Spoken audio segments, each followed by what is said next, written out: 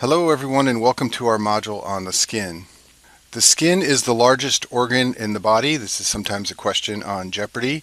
It's a barrier against infection. We don't think of it this way very often, but it's one component of our immune defense against bacteria and other infectious agents. It also prevents water loss. One of the major problems if you have severe skin damage like a burn is that it can be hard for the body to hold on to water. And the skin is made up of three layers. The outer layer is called the epidermis. This contains cells called keratinocytes, which are squamous epithelial cells. The next deepest layer is called the dermis. This contains connective tissue and blood and lymph vessels. And then beneath that there is the subcutaneous fat, which is also sometimes called the hypodermis or the subcutis. Here's a picture of the dermis and the epidermis is divided into 5 layers. So let's go through those now. So at the bottom of this picture is the dermis that's shown here. It's got connective tissue and blood vessels. The layer of the epidermis that sits right on top of the dermis is called the stratum basale, and we'll talk about that in a minute, but this layer contains basal cells, which are stem cells that can regenerate the skin. The next most outer layer is called the stratum spinosum. It gets its name because you can see little spines along the cell borders here. Above that is the stratum granulosum. This is this layer here with granular cells. Above that is the stratum lucidum, and then on the top you have the stratum corneum. And then here's another picture in cartoon form just to make this very clear. The stratum basale, followed by the spinosum, the granulosum, the lucidum, and then the corneum is on top. So now let's go through these epidermal layers one at a time. So as I mentioned before, the stratum basalis is the basal layer of the epidermis. It sits on top of the dermis, and it contains stem cells that are capable of regenerating keratinocytes in the epidermis. Above the stratum basalis is the stratum spinosum, and this layer has cells with spines, and what forms those spines are desmosomes. These are connections between keratinocytes, and as we'll see in other videos, in some disorders desmosomes are disrupted, and those disorders tend to affect the stratum spinosum significantly. Above the spinosum is the stratum granulosum. These cells contain granules. That's why they're dark in this picture here. The granules are a substance called keratohyalin, and they are used by squamous epithelial cells in the epidermis to form keratin filaments. Above the granulosum is the stratum lucidum. This layer gets its name because it's clear and it contains dead skin cells. It's a thin layer in the epidermis.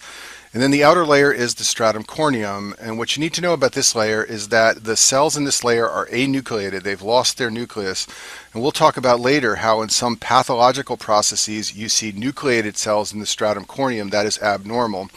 And the reason the cells are anucleated is because they're filled with keratin filaments. So keratin is a tough structural protein. It assembles into filaments, and this outer layer, the corneum, is meant to be the tough outer layer of the skin that protects your body. Below the epidermis is the dermis. So if you look at this picture on the screen here, we have the epidermis up on top and then the dermis here. The dermis contains mostly connective tissue and blood vessels, and the fact that it contains blood vessels is important. There are no blood vessels in the epidermis, so processes that cause leaky blood vessels are going to tend to swell the dermis, not the epidermis, because the blood vessels are found in the epidermis. And then below the dermis you have the subcutis or hypodermis. Most people just call it the subcutaneous fat.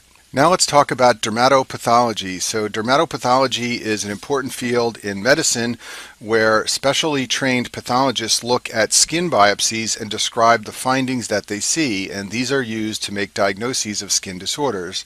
So dermatopathology has a collection of terms that are used to describe the microscopic findings of skin biopsies.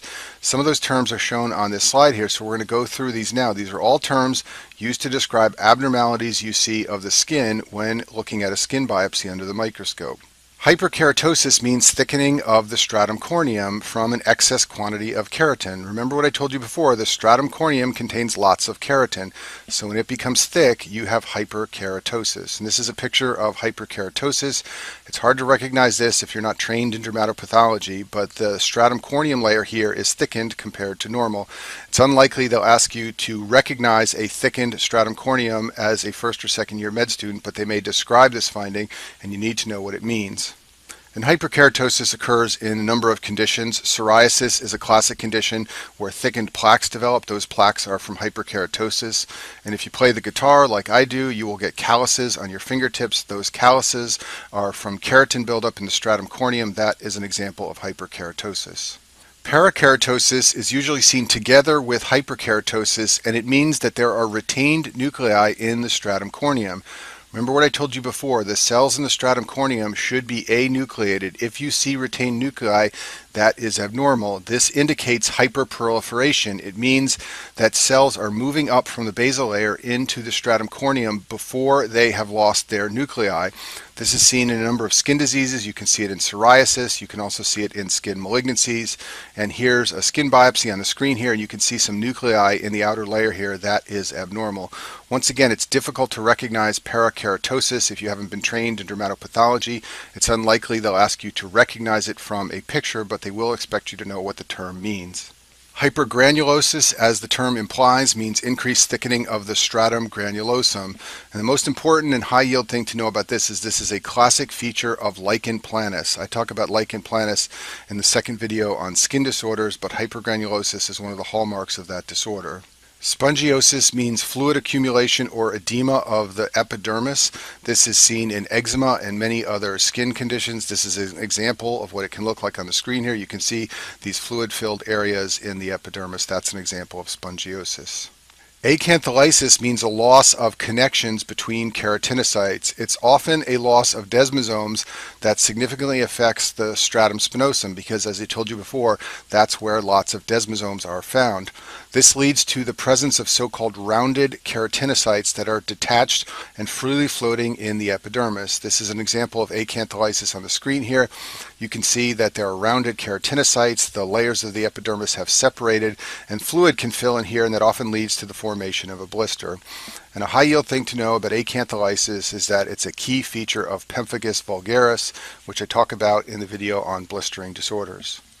Acanthosis is a term used to describe epidermal hyperplasia. It usually means diffuse epidermal hyperplasia. And what this is going to look like on a biopsy is that the rete ridges become elongated. So let's talk about what the rete ridges are. So if you look at this normal skin biopsy on the left, you can see that the epidermis pokes down into the dermis a little bit here. And these edges where it's poking down are called the rete ridges. If you look on the right side of the screen, there's an example of acanthosis, and you can see that these rete ridges are elongated and poking much further down into the dermis. The reason the rete ridges are elongated in acanthosis is because the spinous layer thickens. So what you've got in acanthosis is elongated rete ridges from spinous layer thickening, and it's high yield to know that for your boards. There is a disorder called acanthosis nigricans, and this disorder gets its name because the word nigricans means darkened. So in this disorder, you have epidermal hyperplasia, which is acanthosis, and the skin appears dark. That's why the word nigricans is in the name. So people who develop this condition develop hyperpigmented or dark plaques on the skin. Classically, they occur in the intertriginous sites, which means the folds. So, for example, at folds of the neck or in the axilla, like shown in this picture here. This is an example of acanthosis nigricans. In this person's axilla, there is this darkened patch of skin. This disorder is associated with insulin resistance, so it's often seen in people who are obese or who have diabetes. It's also rarely associated with malignancy. Gastric adenocarcinoma is the most common associated malignancy. So a board question you could see is someone who presents with acanthosis nigricans and has cancer of the stomach. So that was dermatopathology. That was the language that we used to describe findings on skin biopsy under the microscope. Now we're going to talk about skin lesions. This is the language we use when we are describing a rash that we see on physical exam. So if a patient presents and says, I have a rash or an abnormality in my skin, and you examine it, you describe it in terms of dermatology using the language we'll go through in the next few slides. We describe skin lesions as either primary or secondary. So primary skin lesions are those that are directly caused by a disease process, and we use standard terminology that I'll go through in the next few slides. These are words like macules, papules, vesicles, and bulla.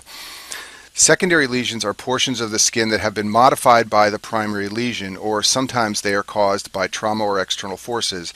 So for example, scale on the skin is usually not a primary lesion, it's a secondary lesion that results from some other primary skin disorder. The same is true for crust and erosions and fissures and ulcers, and we'll talk about these as well in the next few slides. Let's start with macules and patches. These are flat lesions. They are not raised. A macule is a flat lesion that is less than 1 centimeter in size. A patch is a flat lesion that is more than 1 centimeter in size. An example of a macule is a freckle. You may have these or know people who have these. These are small, flat, not raised lesions on the skin. An example of a patch is a stork bite. This is a common birthmark found at the back of the neck. It's bigger than 1 centimeter, but it is flat and not raised.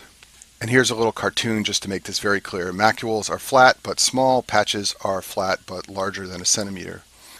In contrast to macules and patches, papules and plaques are raised lesions. A papule is a raised skin lesion smaller than a centimeter, and a plaque is a raised lesion greater than a centimeter. A good example of a papule is a mole, which is also called a nevus. This is a relatively small raised lesion that is very common in many people. And then psoriasis is a good example of a disorder that causes plaques. So the lesions in psoriasis are raised. They tend to be larger than a centimeter, so they are described as plaques. And here's another cartoon just to make this more clear. Papules are raised, but they are small. Plaques are raised, but they are larger. Many disorders lead to what's known as a maculopapular rash, and you should understand what this means now based on the skin lesions we've been talking about. A maculopapular rash is a collection of small skin lesions. Some of them are flat, those are the macules. Some of them are raised, those are the papules, and that's why it's called a maculopapular rash. These are also sometimes called morbilliform rashes. The word morbilliform means looks like measles, and that's because measles is one of the classic causes of a maculopapular rash. You can also see these type of rashes in many other disorders. In adults, they're often a reaction to drugs, an allergic reaction, a drug rash.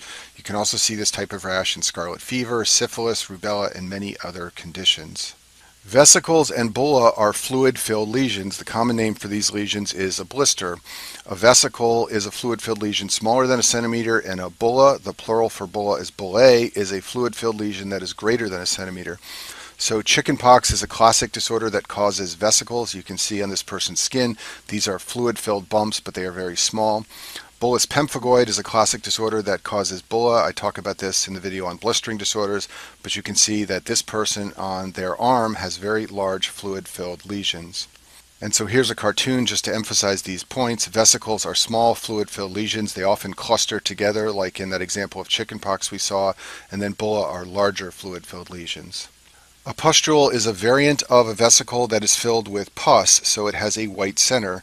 So for example, there is a pustular variant of psoriasis, which involves multiple small vesicle-type lesions, but they're filled with pus, so they appear white. And then many of you probably know, if you've had acne yourself, that many people with acne develop pustules. This is one shown right here on the cheek of this person. A wheal is a smooth, elevated papule or a plaque, and the word smooth is important because that's a key feature of wheals. Wheals are surrounded by erythema, which is redness, and they are usually very itchy. The classic cause of a wheal is urticaria, which is an allergic skin reaction. This is a picture of urticaria on the screen here. You can see these large plaques. These are raised lesions, but what's different from a typical plaque is most plaques are bumpy. If you ever meet a person who has urticaria and you drag your fingers across this plaque, it is very, very smooth. It's also red. That's what classically characterizes a wheal. In addition, it's usually very, very itchy. The cause of wheals in urticaria is dermal edema, and this is a component of urticaria, which is an allergic reaction that I talk about in the video on hypersensitivity skin disorders. Scale is an example of a secondary lesion. It's caused by peeling or flaking of the stratum corneum, which, as you remember, is the outer layer of the skin. Scale is a classic feature of psoriasis. So if you look at this plaque of psoriasis, the plaque has caused a secondary lesion, which is scale, and those are the little gray lines that you can see on top of the plaque. Crust is another example of a secondary skin lesion. Crust is caused by dried exudate from a primary lesion. Impetigo, which is a disorder I talk about in the video on skin infections, is a classic skin disorder that causes crust. And you can see this dried exudate of this lesion of impetigo here. That is an example of crust. I'll finish with this slide and briefly discuss fissures, erosions, and ulcers. So a fissure is a very narrow tear in the skin. There are walls along the sides of the lesion. It can involve either the epidermis or the dermis, depending on the depth of the fissure. An erosion is a wider lesion that involves the epidermis, and an ulcer is similar to an erosion, but it's deeper and involves both the epidermis and the dermis. And that concludes our video on the skin.